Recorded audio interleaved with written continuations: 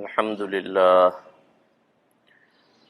لله نحمده ونستعينه ونستغفره ونؤمن به ونتوكل عليه ونعوذ بالله من شرور أنفسنا ومن سيئات أعمالنا من يهده الله فلا مضل له ومن يضلله فلا هادي له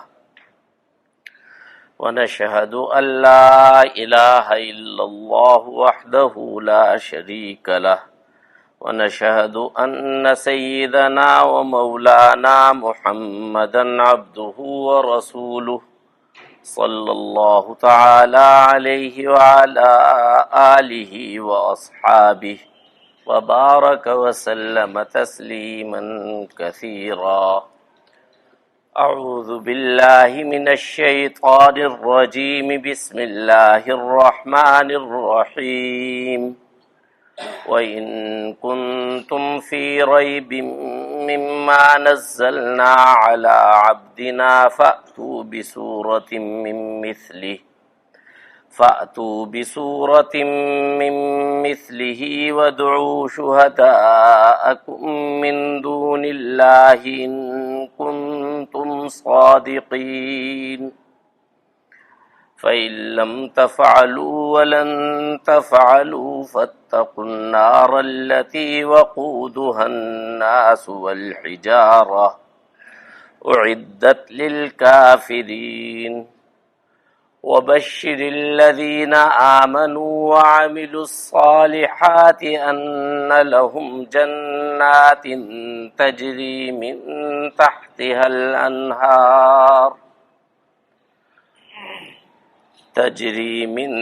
تحتها الأنهار كلما رزقوا منها من ثمرة رزقا قالوا هذا الذي رزقنا من قبل وأتوا به متشابها ولهم فيها أزواج مطهرة وهم فيها خالدون. بزرگان محترم، برادران عزیز، اس پورے رکوع کا مرکزی مضمون میں عرض کر چکا ہوں کہ یہودیوں سے ہٹ کر عام عرب اور خاص طور پر اہل مکہ کو مخاطب کیا جا رہا ہے اور ان کو دعوت دی جا رہی ہے. سب سے پہلے تو دعوت دی توحید کی اور اسلام کے جو 3 بنیادی باتیں ہیں، یا اسلام کے جو 3 بنیادی عقیدے ہیں، ان میں پہلا عقیدہ توحید ہی ہے. فرمایا یا ایھا الناس اعبدوا، اے لوگو عبادت کرو.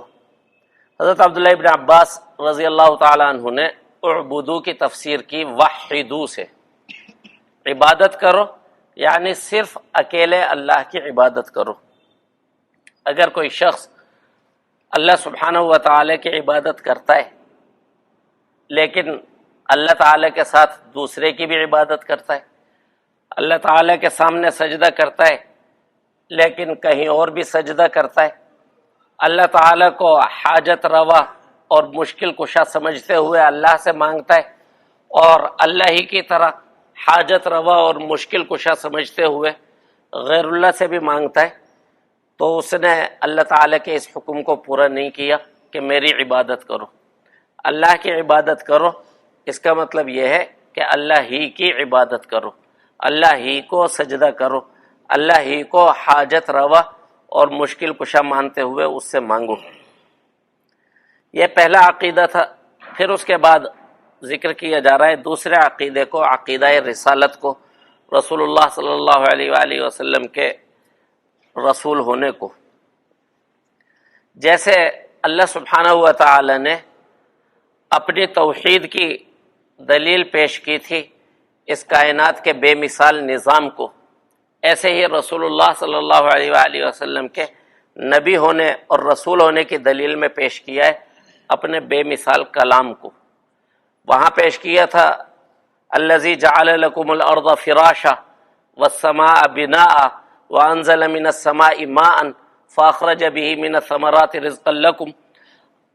توحید کی دلیل میں پیش کیا اپنے بے مثال نظام کو، اور رسول اللہ صلی اللہ علیہ وآلہ وسلم کی رسالت کی دلیل میں پیش کیا اپنے بے مثال کلام کو۔ فرمایا وَإِن كُنتُمْ فِي رَيْبٍ مِّمَّا نَزَّلْنَا عَلَىٰ عَبْدِنَا، اگر تم اس کلام کی بابت جو ہم نے اپنے بندے پر نازل کیا ہے کسی شک میں مبتلا ہو، فَأْتُوا بِسُورَةٍ مِّن مِّثْلِهِ، تو ٹھیک ہے تم بھی اس جیسی ایک صورت بنا کر لے آؤ۔ دیکھیے سورہ بقرہ کے آغاز ہی میں یہ کہہ دیا تھا کہ اس کلام میں کوئی شک کی گنجائش نہیں ہے، لیکن بعض اوقات ایک چیز شک کی نہیں ہوتی، لیکن کوئی انسان اپنی حماقت کی وجہ سے یا اپنے من گھڑت نظریات کی وجہ سے اس بارے میں شک میں مبتلا ہو سکتا ہے، تو وہاں تردید کی تھی اصل شک کی کہ اصل شک ہو ہی نہیں سکتا، اور یہاں تردید کی جا رہی ہے مصنوعی شک کی کہ نہ اصل شک کی گنجائش ہے نہ مصنوعی شک کی گنجائش ہے۔ اگر تم اس کلام کی بابت جو ہم نے اپنے بندے پر نازل کیا ہے کسی شک میں مبتلا ہو، فَأْتُوا بِسُورَةٍ مِّن مِّثْلِهِ، تو اس جیسی کوئی ایک صورت بنا کر لے آؤ۔ وَادْعُوا شُهَدَاءَكُم مِّن دُونِ اللَّهِ، اور اللہ کے علاوہ جتنے بھی تمہارے مددگار ہیں ان سب کو بلا لو یا ان سب سے مانگ لو، ان کنتم صادقین، اگر تم سچے ہو۔ قرآن کریم نے یہ چیلنج تقریباً 5 جگہوں پر کیا ہے۔ ایک جگہ فرمایا فَأْتُوا بِحَدِيثٍ مِّن مِّثْلِهِ، اس جیسا کوئی کلام لے آؤ۔ کہیں کہا کہ وَلَوِ اجْتَمَعَتِ الْإِنسُ وَالْجِنُّ عَلَىٰ أَن يَأْتُوا بِمِثْلِ هَٰذَا الْقُرْآنِ لَا يَأْتُونَ بِمِثْلِهِ، کہ اگر انسان اور جنات سب کے سب جمع ہو جائیں اور مل کر کوشش کریں کہ اس جیسا قرآن لے آئیں تو اس جیسا قرآن نہیں لا سکتے۔ تو یہاں ان دونوں چیلنجوں کے اندر ذکر کیا تھا قرآن کا، پورا قرآن لے کر آؤ۔ ایسے ہی ایک تیسری آیت بھی ہے جو میں بھول رہا ہوں، اس میں بھی ذکر جو کیا گیا تھا وہ یہ کیا گیا تھا کہ پورے قرآن جیسا کوئی قرآن بنا کر لاؤ۔ پھر اس کے بعد اس چیلنج میں کچھ اور نرمی کی گئی۔ ایک جگہ پر کہا گیا فَأْتُوا بِعَشْرِ سُوَرٍ مِّن مِّثْلِهِ، کہ اس جیسا پورا قرآن بنا کر نہیں لا سکتے تو چلو اس قرآن کی صورتوں جیسی 10 صورتیں بنا کر لے آؤ، چاہے ہر صورت اِنَّا أَعْطَيْنَاكَ الْكَوْثَرَ یا وَالْعَصْرِ إِنَّ الْإِنسَانَ لَفِي خُسْرٍ، اتنی ضخامت کی ہو لیکن 10 صورتیں بنا کر لے آؤ۔ ظاہر ہے کہ وہ اس چیلنج کو بھی پورا نہ کر سکے۔ وہ چاروں کے چاروں چیلنج مکہ میں دیے گئے تھے، مکی صورتیں ہیں وہ۔ پھر اس کے بعد یہ حتمی چیلنج دیا گیا، اور یہ مدنی صورت ہے، مدینہ طیبہ میں نازل ہونے والی ابتدائی صورت ہے۔ اس میں چیلنج یہ دیا گیا کہ صرف ایک صورت بنا کر لے آؤ، فَأْتُوا بِسُورَةٍ مِّن مِّثْلِهِ، اس جیسی کوئی ایک صورت بنا کر لے آؤ۔ اور فرمایا وَادْعُوا شُهَدَاءَكُمْ، اپنے مددگاروں کو بھی بلا لو۔ شہداء سے کیا مراد ہے؟ مددگار سے ایک تو مراد یہ ہو سکتا ہے کہ جو تمہارے شعراء ہیں، جو تمہارے خطباء ہیں، جو تمہارے ادیب اور فصیح و بلیغ لوگ ہیں، ان کو بلا لو۔ قریش عام طور پر شاعری کے شہسوار نہ تھے، خطیب بلا کے تھے۔ خطابت تو زوردار تھی ان کی، لیکن شاعر بہت زیادہ زبردست نہ تھے۔ وجہ اس کی یہ ہے کہ شاعری کا خمیر اٹھتا ہے دیہات میں، دیہاتی زندگی ابھارتی ہے شاعری پر، اور قریش رہتے تھے شہر میں مکہ میں، تو یہ شاعر اچھے نہیں تھے۔ لیکن جب ان کو چیلنج دیا گیا تو کہا گیا وَادْعُوا شُهَدَاءَكُمْ، کہ اگر تم یہ کہو کہ شاعری ہمارا فن نہیں ہے تو ٹھیک ہے، دوسروں سے بھی مدد لے لو۔ سرزمین عرب میں بڑے بڑے مایہ ناز شاعر تھے، ان سب کو بلا لو۔ رسول اللہ صلی اللہ علیہ وآلہ وسلم کے نبوت کا دعویٰ کرنے سے چند سال پہلے، یہی تقریباً 30-40 سالوں کے اندر، 7 باکمال شاعر ایسے تھے جن کے قصیدے بیت اللہ کی دیوار پر لٹکائے گئے تھے۔ امرؤ القیس مایہ ناز شاعر، رسول اللہ صلی اللہ علیہ وآلہ وسلم کا ہم عصر ہے، زمانے کا ہے، اور حضور اکرم صلی اللہ علیہ وآلہ وسلم نے فرمایا دنیا میں بھی تمام شاعروں کا سردار ہے اور جہنم میں بھی تمام شاعروں کا سردار یہی ہوگا۔ مایہ ناز شاعر تھا۔ اسی طرح سے بہت زبردست شاعر جو تھا وہ طرفہ بن عبد، اسی طرح زہیر بن قیس زبردست شاعر، اسی طرح عمرو بن کلثوم، اسی طرح عنترہ، اسی طرح یشکری، یہ 7 شاعر تھے، اور ان کے کلام کو بڑے احترام کے ساتھ لاجواب کلام سمجھتے ہوئے یہ اعزاز دیا گیا تھا کہ بیت اللہ کی دیواروں پر یہ لٹکائے گئے تھے۔ تو قرآن نے یہاں جب چیلنج دیا قریش کو تو یہ کہا کہ صرف تم ہی نہیں، اگر تم کسی میدان میں اپنے آپ کو کمزور پڑتا دیکھو تو ٹھیک ہے، عرب کی سرزمین میں جو بڑے بڑے نامور شعراء ہیں سب کو بلا لو، تمام خطباء کو جمع کر لو۔ اسی طرح عرب میں ایک عام رواج اور ایک عام سا کہہ لیجیے چلن تھا کہ کاہن پائے جاتے تھے، اور ان کاہنوں کے دعوے یہ ہوتے تھے کہ ہمارے ساتھ جنات کی طاقت ہے، اور وہ عجیب و غریب قسم کی گفتگو کیا کرتے تھے، الفاظ کو جوڑ جوڑ کر بولا کرتے تھے۔ ایک مرتبہ رسول اللہ صلی اللہ علیہ وآلہ وسلم کے سامنے مسئلہ پیش ہوا کہ ایک عورت نے دوسری عورت کے پیٹ میں ڈنڈا مارا، وہ حاملہ تھی، بچہ ضائع ہو گیا، تو رسول اللہ صلی اللہ علیہ وآلہ وسلم نے فرمایا دیت دو۔ تو جو مارنے والی عورت تھی اس کی طرف سے ایک وکیل کھڑا ہوا بولنے والا، اور اس نے کہا اندی من لا صاح ولا استحل ولا شرب ولا اکل ودم مثلہ بطل، کہ کیا ہم دیت دیں اس کی؟ من لا صاح ولا استحل، جو نہ چیخا نہ رویا، ولا شرب ولا اکل، نہ کھایا نہ پیا، ودم مثلہ بطل، اور ایسا خون تو ضائع ہونا چاہیے کیونکہ کوئی نقصان نہیں ہوا۔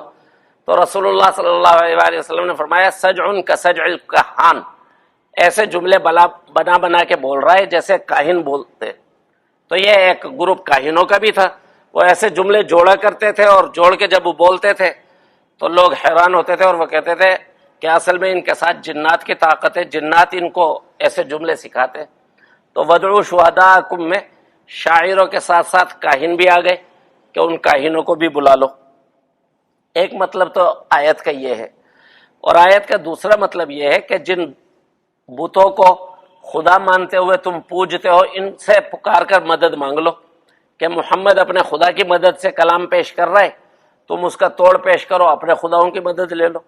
تو شہداء سے شاعر اور خطیب بھی مراد ہو سکتے ہیں، اور شہداء سے جھوٹے خدا بھی مراد ہو سکتے ہیں۔ اب اگر شاعر اور خطیب مراد ہوں گے تو ادعو کا ترجمہ کریں گے بلا لو، اور اگر شہداء سے جھوٹے خدا مراد ہوں گے تو پھر ادعو کا ترجمہ کریں گے کہ اپنے جھوٹے خداؤں سے مدد مانگ لو، من دون اللہ، اللہ کے علاوہ، ان کنتم صادقین، اگر تم سچے ہو۔ دیکھیے یہاں جب کہا نا وَإِن كُنتُمْ فِي رَيْبٍ مِّمَّا نَزَّلْنَا عَلَىٰ عَبْدِنَا، اگر تم کسی شک میں مبتلا ہو اس کلام کی بابت جو ہم نے اپنے بندے پر نازل کیا ہے، تو یہاں 3 عقیدے ثابت ہو گئے۔ ایک تو یہ ثابت ہو گیا کہ اللہ سبحانہ و تعالی کا سچا کلام قرآن ہے۔ دوسرا عقیدہ یہ ثابت ہو گیا کہ قرآن اللہ سبحانہ و تعالی نے بذریعہ وحی نازل کیا ہے۔ تیسرا یہ کہ حضرت محمد رسول اللہ صلی اللہ علیہ وآلہ وسلم پر نازل کیا گیا ہے، اور یہاں حضور اکرم صلی اللہ علیہ وآلہ وسلم کو کہا گیا عبد، ہمارا بندہ، اشارہ کیا یہودیوں اور نصارہ کے غلط عقیدے کی طرف، کیونکہ وہ پیغمبروں کو کہا کرتے تھے اللہ کا بیٹا، قالت الیہود عزیر ابن اللہ وقالت النصارى المسیح ابن اللہ، قرآن کہتا ہے کہ یہودیوں نے کہا حضرت عزیر اللہ کے بیٹے، نصارہ نے کہا حضرت عیسیٰ علیہ السلام اللہ کے بیٹے۔ قرآن نے تردید کی اور کہا کہ بہترین امت پر بہترین نبی کی طرف کلام نازل کیا جا رہا ہے، لیکن وہ بہترین کلام والا اور بہترین امت والا بہترین نبی بھی ہمارا بیٹا نہیں ہے، بلکہ ہمارا غلام ہے، بندہ ہے۔ فاتو بصورت من مثلی، تو اس جیسی کوئی ایک صورت بنا کر لے آؤ۔ دیکھیے، ایک آیت جیسی آیت بنانا انسان کے بس میں ہے، اور قرآن نے اس کا چیلنج نہیں دیا۔ ایک آیت بنائی جا سکتی ہے، لیکن قرآن کریم کی جو چھوٹی سے چھوٹی صورت ہے، انا اعطیناک الکوثر، اس جیسی صورت بنانا کسی بھی انسان کے بس میں نہیں ہے، اور یہی دلیل ہے کلام الہی ہونے کی۔ بس میں کیوں نہیں ہے اور قرآن بے مثل کیسے ہے؟ تو اس کو سمجھنے کے لیے چار بلکہ چھ کہہ لیجئے، چھ پہلو میں بالترتیب بتلاؤں گا کہ ان چھ پہلوؤں سے دیکھا جائے تو قرآن بے مثال ہے، اس کی نظیر نہیں ہے۔ سب سے پہلا پہلو وہ ہے قرآن کریم کی فصاحت، کہ قرآن کریم کے جو الفاظ ہیں یہ بڑے چنے ہوئے الفاظ ہیں۔ عربی زبان وسیع زبان تھی، ایک ایک معنی کو ادا کرنے کے لیے کئی کئی لفظ ہوا کرتے تھے۔ تلوار کو اردو میں تو تلوار ہی کہتے ہیں، زیادہ ہی زور لگائیں گے تو فارسی سے ہم تیغ لے لیں گے، شمشیر لے لیں گے۔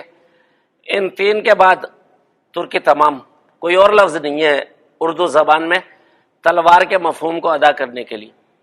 عربی زبان میں تلوار کے مفہوم کے لیے 200 الفاظ تھے، گھوڑے کو ذکر کرنے کے لیے سینکڑوں لفظ، شیر کا لفظ بولنے کے لیے سینکڑوں لفظ ان کے پاس تھے۔ اب ان سینکڑوں لفظوں میں سے قرآن کریم چنتا ہے، ایک جگہ پر ایک لفظ کو ذکر کرتا ہے۔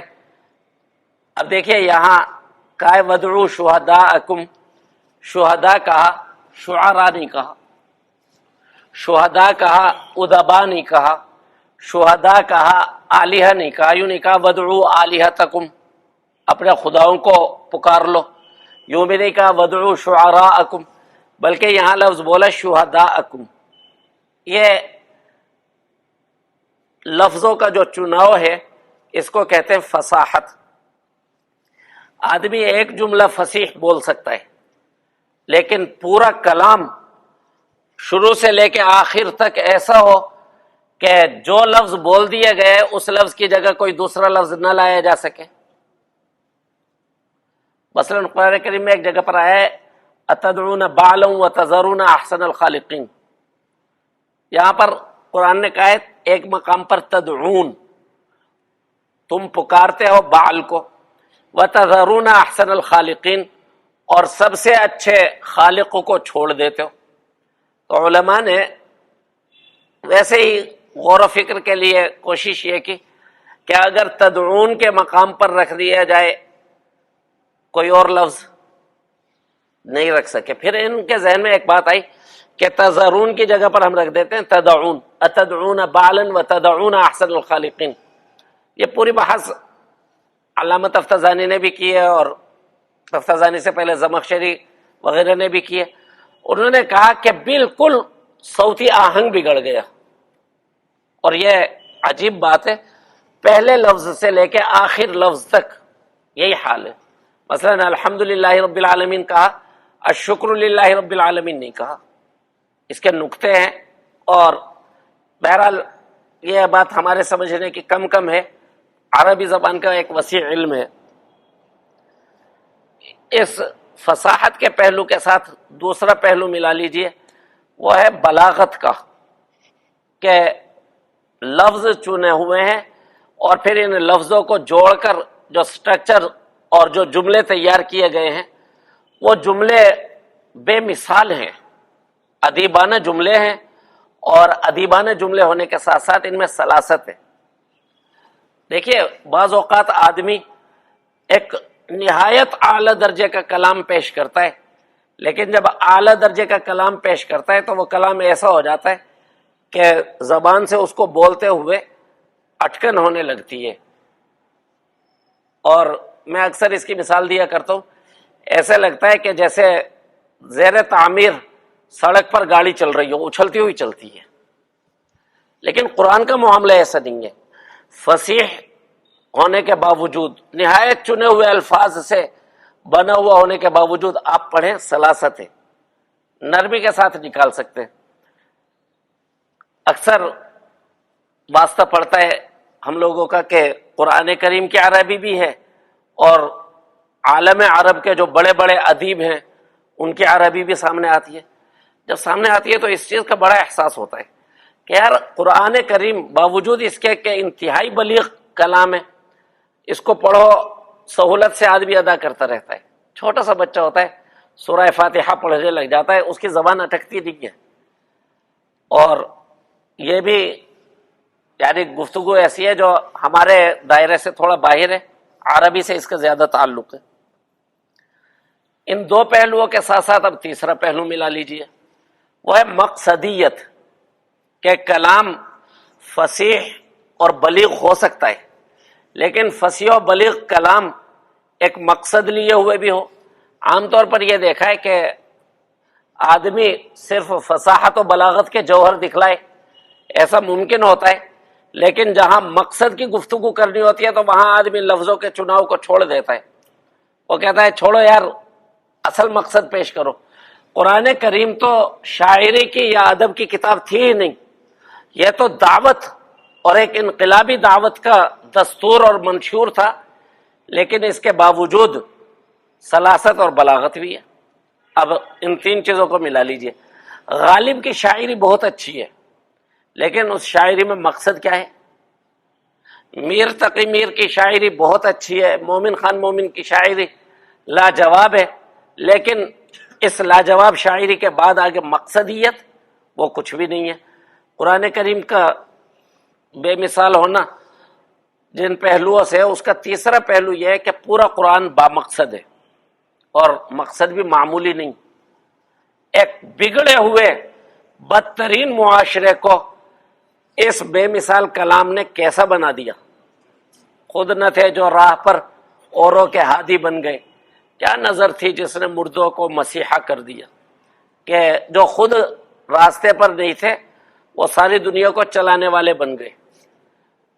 اگر یہ بے مثال کتاب رہنما نہ بنتی تو عربوں کا دنیا کی تاریخ میں کوئی نام ہونا نہیں چاہیے تھا، لیکن وہی معاشرہ ہے، وہی افراد ہیں، لیکن اب ان میں ابو بکر، عمر، عثمان، علی، معاویہ، طلحہ، زبیر، یعنی نام صرف مسلمانوں کے سامنے نہیں، غیر مسلموں کے سامنے لیں وہ ہکا بکا ہو جاتے ہیں۔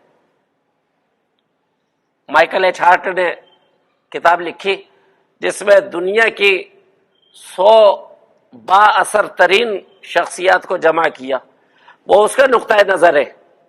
ہمارے لیے وہ کتاب کوئی خاص اہمیت کی نہیں ہے، لیکن ایک کافر کے نقطۂ نظر سے دیکھیں کہ وہ ان 100 افراد کی فہرست مرتب کر رہا ہے جو اس کافر کی نظر میں سب سے زیادہ با اثر تھے۔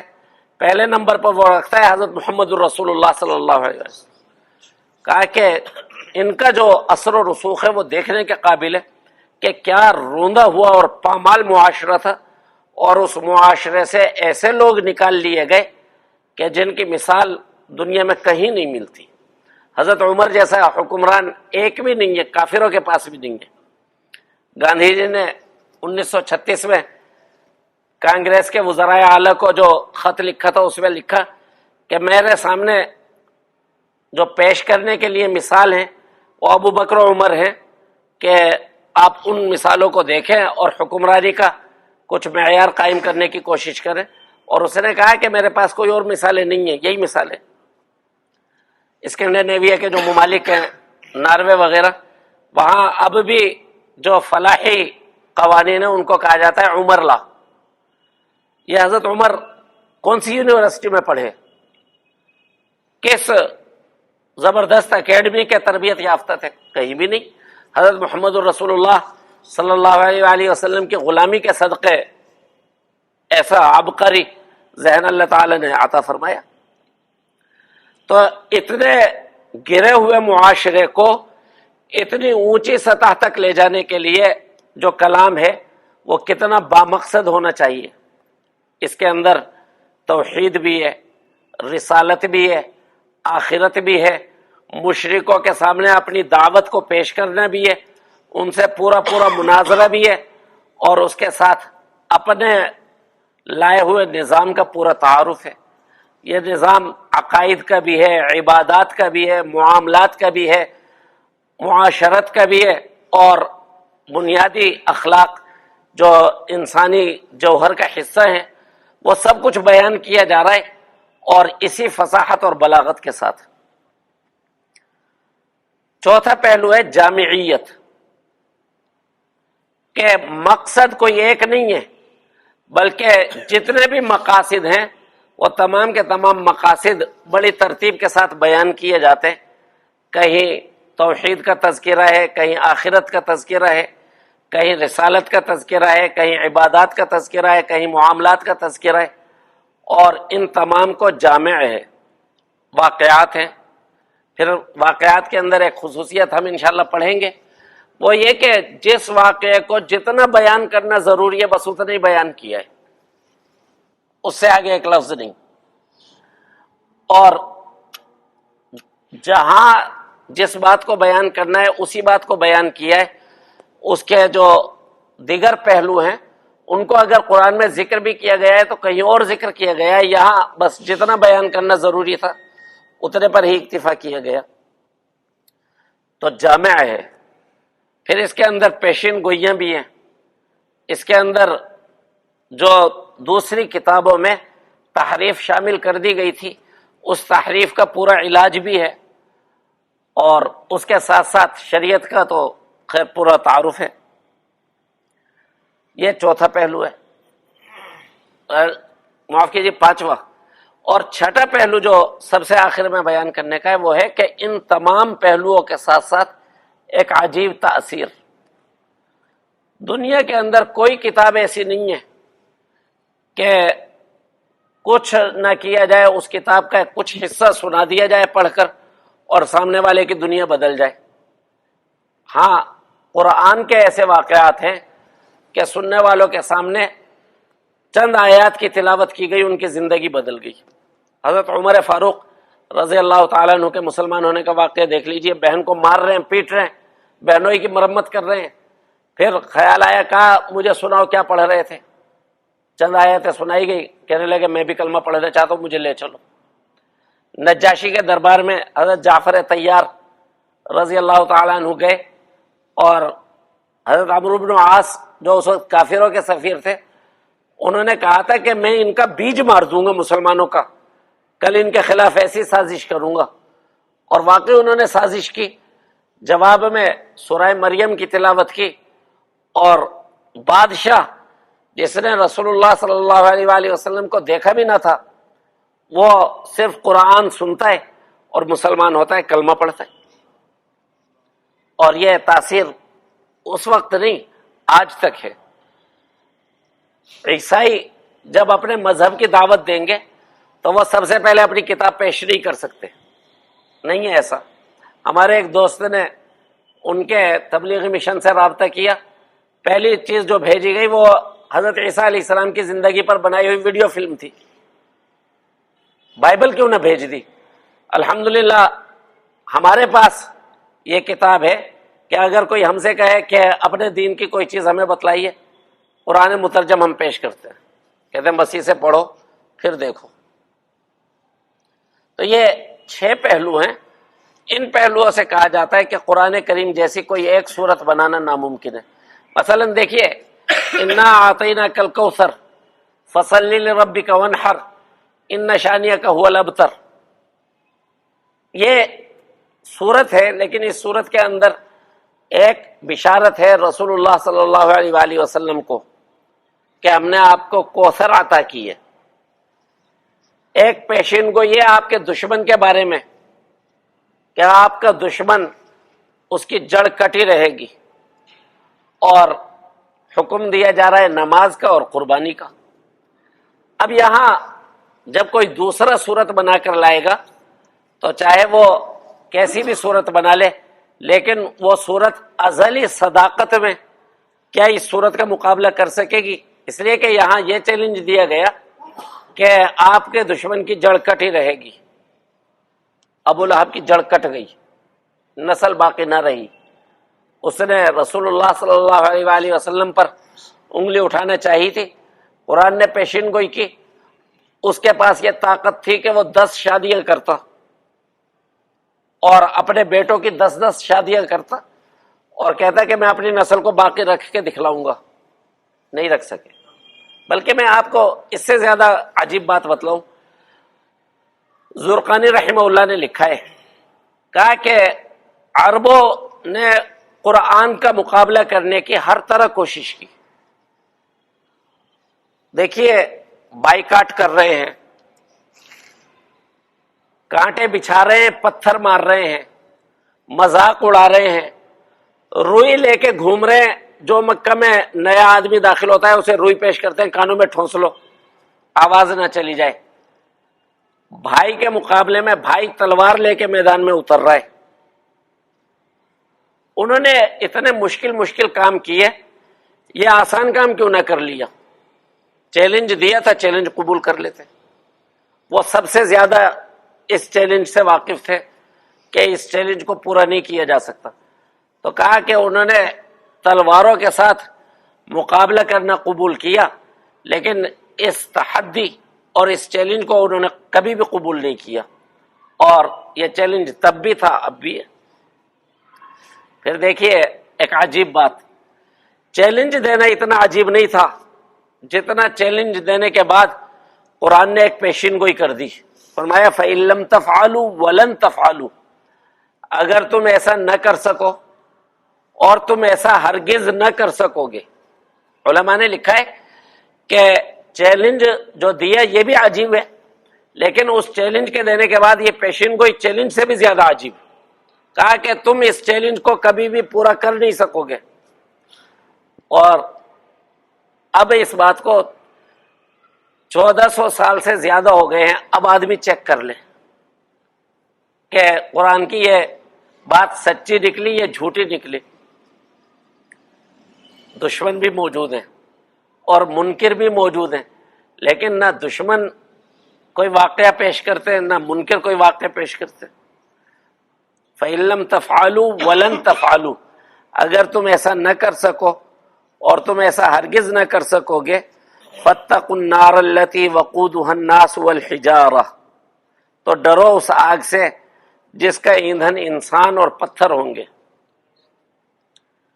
بتلایا کہ جہنم کا ایندھن 2 قسم کے پتھر ہوں گے، ایک وہ کہ جن کے دل و دماغ پتھر ہیں، جن پر کوئی نصیحت اثر ہی نہیں کرتی، یہ انسانی پتھر ایک تو جہنم کا ایندھن یہ ہوں گے، اور دوسرے پتھر وہ جن کو یہ پوجتے تھے، جن کے سامنے یہ ماتھا ٹیکتے تھے۔ قرآن کریم نے اسی بات کو دوسرے مقام پر بھی ذکر کیا ہے، فرمایا انکم وما تعبدون من دون اللہ حسب جہنم، تم اور وہ بت جن کو تم پوجتے ہو جہنم کا ایندھن ہوں گے۔ تو یہاں حجارہ سے مراد یہ بھی ہو سکتا ہے کہ کوئلے کا پتھر مراد ہو، اور زیادہ قرین قیاس یہ ہے کہ حجارہ سے مراد ہے وہ پتھر کے بت جن کو یہ پوجا کرتے تھے۔ فرمایا ڈرو اس آگ سے جس کا ایندھن انسان اور پتھر ہوں گے، اعدت للکافرین، اور یہ جہنم تیار کی گئی ہے کافروں کے لیے۔ یہاں سے شروع ہو گیا تیسرا عقیدہ، توحید اور رسالت کے بعد تیسرا عقیدہ آخرت کا۔ آخرت کے یعنی دو الگ الگ نتیجے ہیں، 2 الگ الگ مکان ہیں۔ ایک مکان ہے اللہ کے عذاب کا اور اللہ کے غضب کا، اسے جہنم کہتے ہیں، اور دوسرا ہے اللہ تعالیٰ کی رحمت اور اللہ تعالیٰ کی رضا کا ٹھکانہ۔ فرمایا وَبَشِّرِ الَّذِينَ آمَنُوا وَعَمِلُوا الصَّالِحَاتِ، اور خوشخبری دے دیجئے ان لوگوں کو جو ایمان لائے اور جنہوں نے اچھے اعمال کیے۔ ان لہم جنات، کہ ان کے لیے باغات ہوں گے۔ قرآن کریم کا ایک خاص اسلوب ہے، اور اس اسلوب کو علماء کہتے ہیں مقابلہ، کہ قرآن کا ایک اسٹائل ہے، جہاں جنت کا ذکر کرے گا وہاں جہنم کا ذکر کرے گا قریب میں ہی، جہاں جہنم کا ذکر کرے گا وہاں قریب میں ہی جنت کا ذکر کرے گا، جہاں خزاں کا ذکر ہوگا قریب میں ہی بہار کا ذکر ہوگا، جہاں کفر کا ذکر ہوگا قریب میں ہی ایمان کا ذکر ہوگا، جہاں اندھیروں کا ذکر ہوگا قریب میں ہی روشنی کا ذکر ہوگا۔ یہ ایک اسلوب ہے، اور اس کو صنعت مقابلہ کہتے ہیں۔ تو یہاں بھی دیکھیے جہنم کا تذکرہ تھا تو فوراً جنت کا بھی تذکرہ کیا گیا، فرمایا اور خوشخبری دے دیجئے ان لوگوں کو جو ایمان لائے اور جنہوں نے اچھے اعمال کیے، ان لہم جنات، کہ ان کے لیے باغات ہوں گے، تجری من تحتها الانہار، جن کے نیچے سے نہریں بہتی ہوں گی۔ بتلایا یہ جا رہا ہے کہ یہ باغات سیدھے نہیں ہوں گے، بلکہ یہ باغات ایسے ہوں گے جیسے پہاڑیاں ہوتی ہیں چڑھے ہوئے۔ باغ کا حسن یہ ہے کہ باغ پہاڑیوں پر چڑھا ہوا ہو، تو ذکر یہ کیا جا رہا ہے کہ یہ باغات ہموار اور سیدھی زمین والے نہ ہوں گے، بلکہ پہاڑی نما ہوں گے، اور دامن میں نہریں بہہ رہی ہوں گی۔ ڈاکٹر حمید اللہ صاحب حیدرآباد دکن کے بڑے اچھے عالم تھے شافعی، حنفی نہیں تھے۔ انہوں نے ایک جگہ پر لکھا ہے کہ جب تک میں نے پہاڑی تفریحی مقامات نہیں دیکھے تھے مجھے قرآن کی یہ آیت سمجھ میں نہیں آئی تھی۔ ایسا نہیں ہے کہ سیدھا باغ ہو اور بیچ میں پانی کا نالا چل رہا ہو، نہیں، بلکہ یہ منظر ہے پہاڑی علاقوں کا، کہ جہاں پہاڑ پر تھوڑی تھوڑی اونچائی سے تختے سبزے کے بچھے ہوئے ہوتے ہیں، اور پھر اوپر سے دیکھا جاتا ہے تو نیچے چشمہ بہہ رہا ہوتا ہے۔ کلما رزقوا منها من ثمرة رزقا قالوا هذا الذي رزقنا من قبل واتوا به متشابها۔ اس آیت کو سمجھنے کے لیے تھوڑی سی بات سمجھنی پڑے گی، وہ یہ کہ زمینیں جب بدلتی ہیں تو زمینوں کے بدلنے سے ذائقے بدل جاتے ہیں۔ میں مثال دیا کرتا ہوں آم کی۔ آم اصل میں ہمارے علاقے کا پھل نہیں ہے، یہ لاطینی امریکہ کا پھل تھا، اور برازیل، اسی طرح سے پھر یہ جو کیوبا وغیرہ ممالک ہیں اس طرف کا یہ اصل پھل ہے، لیکن وہاں کا آم سبز موٹے چھلکے والا، کسیلا اور بد ذائقہ، کہ جنہوں نے ہمارے علاقوں کے آم چکھے ہوئے وہ کھا بھی نہیں سکتے، لیکن اصل وہاں کا آم تھا۔ اب انہوں نے وہاں سے اس آم کو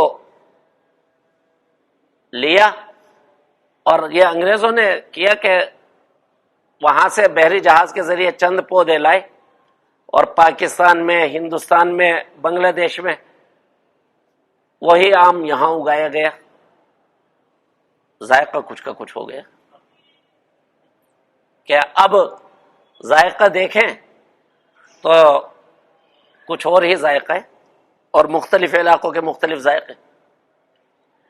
اس کے مقابلے میں کھجور، یہ اصل اس کا وطن ہے حجاز، وہاں کی کھجور دیکھیں اور پھر وہی کھجور ہم حیدرآباد میں اگا لیں تو یہاں کا ذائقہ دیکھیے۔ زمینیں بدلنے سے ذائقہ بدلتا ہے، پانی بدلنے سے بھی ذائقہ بدلتا ہے۔ ناریل کا درخت کھارے پانی کی زمین پہ اگایا جائے بہت اچھا پھل دیتا ہے، ہمارے کچھ ساتھیوں نے پنجاب میں اگایا، کچھ بھی نہ اگا۔ زعفران انتہائی قیمتی بوٹی ہے، کشمیر میں اگتی ہے، اس کو پنجاب میں بڑے اہتمام سے وہی موسم فراہم کر کے اگایا گیا تو رنگ بھی نہ آ سکا، سفید رنگ کی زعفران پیدا ہو گئی۔ تو زمینیں بدلتی ہیں تو زمینوں کے بدلنے سے ذائقے میں اور خصوصیات میں تبدیلی آتی ہے۔ حضرت آدم علیہ السلام کو جب جنت سے اتارا گیا تو انہیں سامان کے طور پر کچھ بیج دیے گئے تھے، جنت کا جہیز، کہ یہ یہاں کے کچھ میوے ہیں، ان کو زمین میں جا کر اگانا۔ جب زمین پہ اگے تو ظاہر ہے کہ یہاں کے پانی اور یہاں کی مٹی تھی، جب جنت میں اگتے تھے تو جنت کی مٹی تھی اور جنت کا پانی تھا، تبدیلی آئی۔ لیکن اس تبدیلی کے باوجود معتبر کتابوں میں لکھا ہوا ہے کہ گندم کا دانہ حضرت آدم علیہ السلام نے جو اگایا تھا تو وہ شتر مرغ کے انڈے کے برابر تھا، اور اس کا ذائقہ ایسا تھا جیسے تازہ مکھن کا ذائقہ ہوتا ہے۔ لیکن پھر آہستہ آہستہ انسان کی ناشکریوں کی بدولت اور آہستہ آہستہ زمین اور پانی کے اثر کی وجہ سے وہی گندم کا دانہ چھوٹا ہوتا گیا۔ حضرت یحییٰ علیہ السلام کو جس زمانے میں شہید کیا گیا اس زمانے میں، اور یہ حضرت عیسیٰ علیہ السلام کا زمانہ ہی ہے، گندم کا دانہ ہوتا تھا مرغی کے انڈے کے برابر۔ علامہ ابن قیم رحمہ اللہ نے لکھا ہے کہ بنو امیہ کی خلافت کے دور کی گندم کی ایک چھوٹی سی تھیلی مجھے ایک بیت المال میں رکھی ہوئی ملی عجائبات کے طور پہ، اور میں نے دیکھا تو گندم کے دانے کھجور کی گٹھلی کے برابر کے تھے۔ اب یقین آتا ہے، لیکن علامہ ابن قیم نے خود دیکھا۔ امام ابو داؤد رحمہ اللہ نے خود اپنا مشاہدہ لکھا ہے سنن ابی داؤد کے اندر ہی، کہ مصر میں ایک ککڑی میں نے دیکھی اور میں نے اس کو اپنی بالشت سے ناپا تو 13 بالشت کی تھی، ایک ککڑی 13 بالشت کی۔ اور کہتے ہیں کہ چکوترا، جس کو ہم گریپ فروٹ بولتے ہیں، یہ میں نے دیکھا ایک چکوترا اونٹ کے اوپر لادا گیا تھا کاٹ کر، آدھا ایک طرف لٹکا ہوا تھا آدھا دوسری طرف، ایک اونٹ نے ایک چکوترا اٹھایا ہوا ہے۔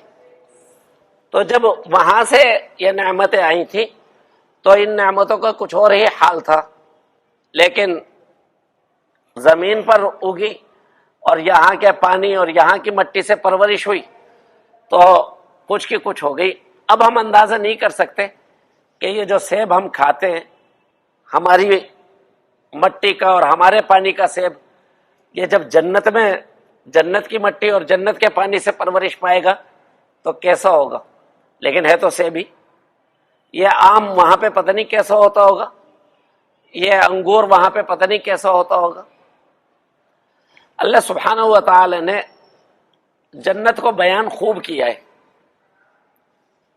قرآن میں بھی احادیث میں بھی، لیکن تمام کچھ بیان کرنے کے بعد کیا فرمایا؟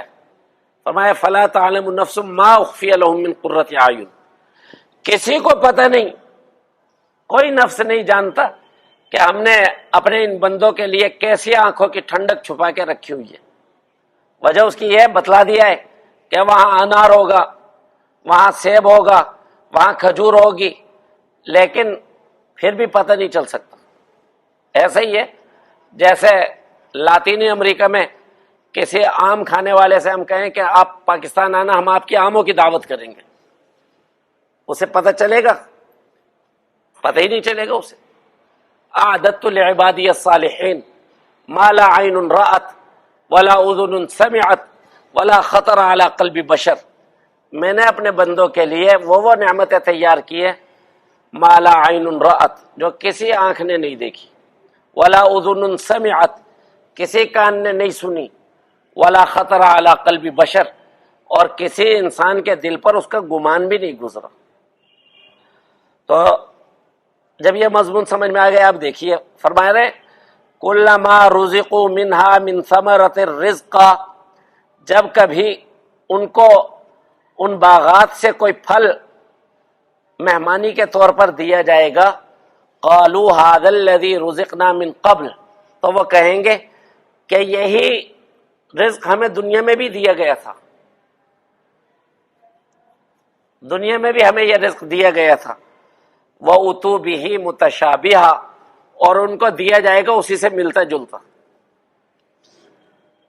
کہ ہاں کھائیے اسے، انگور آپ دنیا میں بھی کھاتے تھے، اب کھاؤ، ہوگا انگور ہی، لیکن جب کھائیں گے تو ایسی لذت حاصل ہوگی جس لذت کو انہوں نے نہ کبھی دیکھا، نہ سنا، نہ کبھی گمان گزرا۔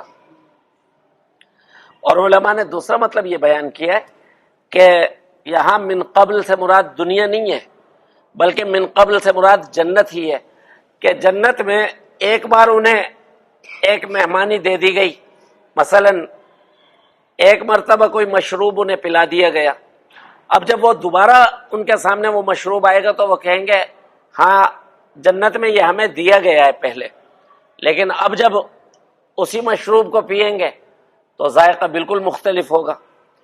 جنت کی جو نعمتیں ہیں وہ نعمتیں کبھی بھی ختم نہیں ہوں گی۔ دنیا کی نعمتوں سے آدمی اکتا جاتا ہے، ایک وقت میں آ کے وہ نعمت زحمت بن جاتی ہے، لیکن جنت کی نعمتیں نئی ہو کر ملا کریں گی۔ اس کو کہا جا رہا ہے کہ جب بھی ان کے سامنے نعمت آئے گی تو ابتداءً وہ یہی کہیں گے کہ ہاں ہمیں پہلے بھی یہ رزق دیا گیا ہے، فَأْتُوا بِهِ مُتَشَابِهًا، حالانکہ ان کو دیا گیا تھا ملتا جلتا، وَلَهُمْ فِيهَا أَزْوَاجٌ مُطَهَّرَةٌ، اور اہل جنت کے لیے ان جنتوں میں بیویاں ہوں گی پاکیزہ۔ پاکیزہ ہونا چار پہلوؤں سے ہے۔ ایک تو یہ کہ وہ پاک ہوں گی حیض، نفاس اور بیماریوں سے۔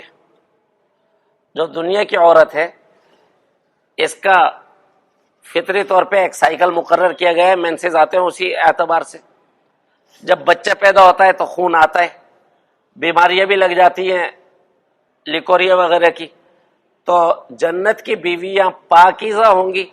اس کا پہلا مطلب یہ ہے کہ وہ حیض سے، نفاس سے اور بیماریوں سے پاک ہوں گی۔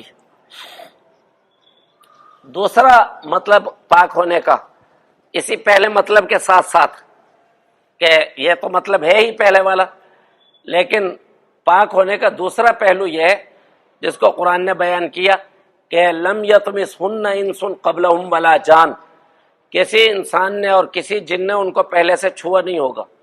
حور مقصورات فی الخیام، حوریں جو خیموں کے اندر بند ہیں، غیر کی ان پر نظر بھی نہیں پڑی۔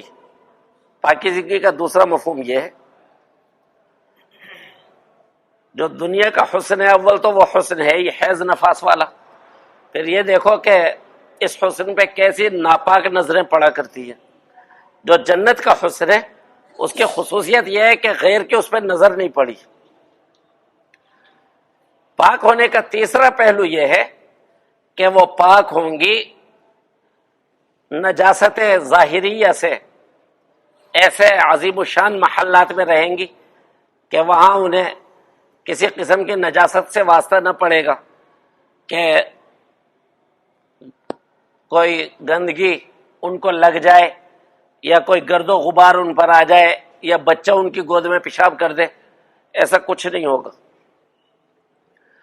اور چوتھا پہلو یہ ہے کہ وہ پاک ہوں گی، یعنی جو باطنی امراض ہیں، اور عورتوں کی فطرت میں شوہر کے معاملے میں غیرت اور رقابت کا شکار ہوتی ہیں، ایک دوسرے سے حسد کرتی ہیں، زیادہ حرص اور ہوس یا ناشکری میں مبتلا ہوتی ہیں، تو بتلایا جا رہا ہے کہ دنیا کی عورت گندے اخلاق والی ہے اور جو جنت کی عورتیں ہیں وہ پاک ہوں گی۔